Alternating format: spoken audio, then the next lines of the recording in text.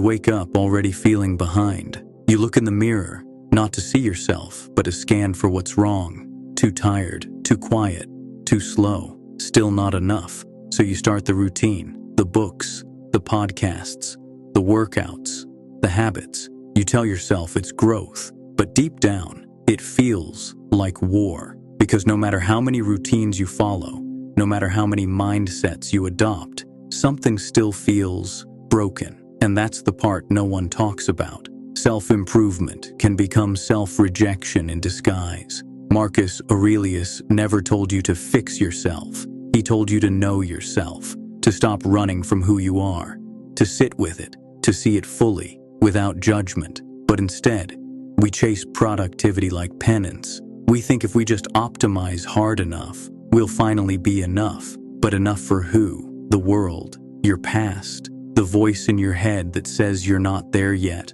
You've been treating your soul like a project, a checklist, a constant repair. But you're not broken. You're just exhausted from being at war with who you are. The Stoics didn't believe in fixing.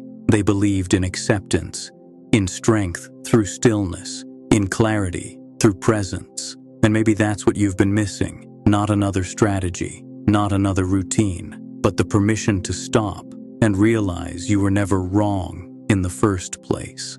You don't realize when it starts. This idea that you're a project, that your worth is somewhere out ahead, waiting at the end of your next transformation.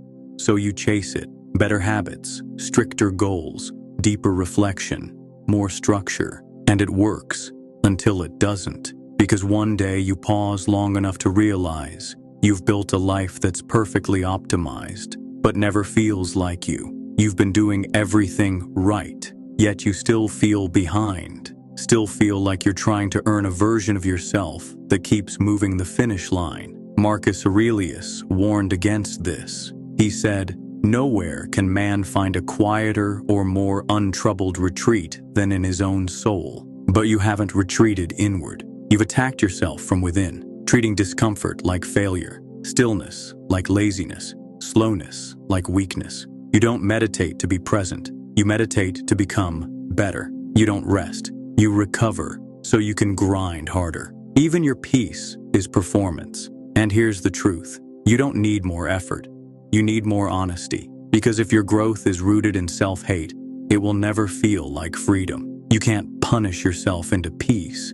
You can't hustle your way into wholeness. The Stoics believed in virtue, but not as a trophy, as a practice, a presence, a way of being that doesn't start with changing the world, but with stopping the war inside. You've been trying to evolve without accepting who you already are.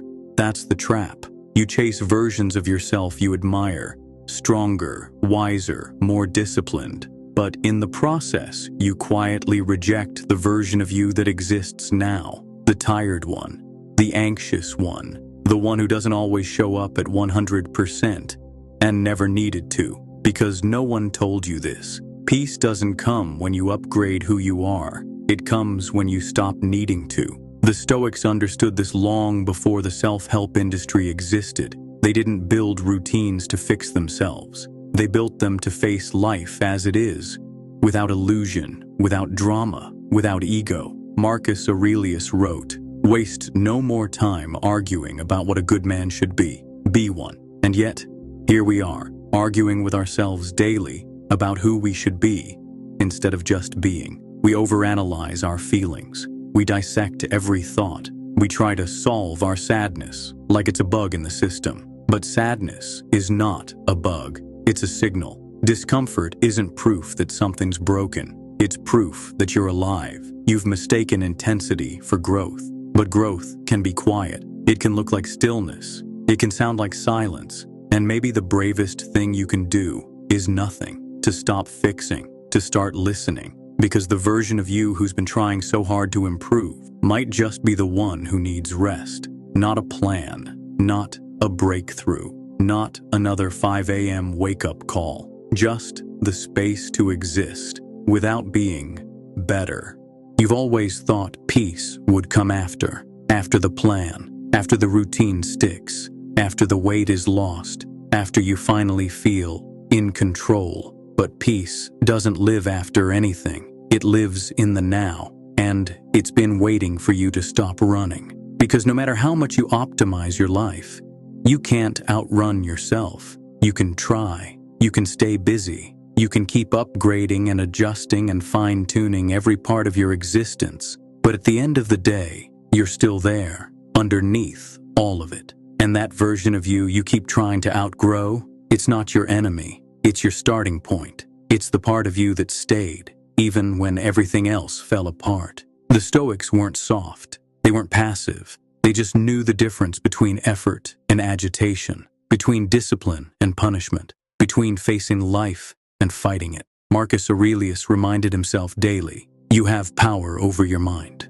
not outside events. Realize this, and you will find strength. But you've been trying to master everything else first. Your job, your image, your relationships, your emotions, when the only mastery that matters is the one inside. And maybe peace isn't something you earn. Maybe it's what's left when you stop trying so hard to prove you deserve it. So for once, don't fix anything. Don't optimize. Don't chase the better version of you. Just sit still and meet the version of you that's been waiting to be heard, not improved.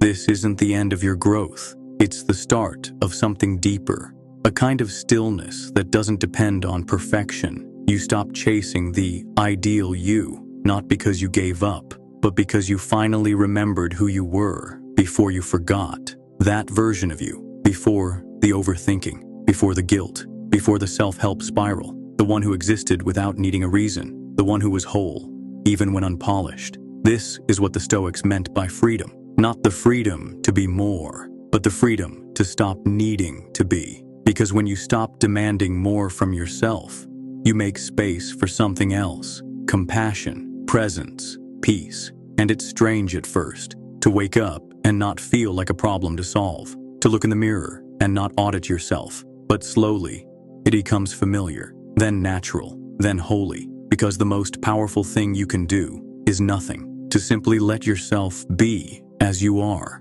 To walk through your life, not as a project, but as a person who finally gets it. That real strength isn't becoming someone new.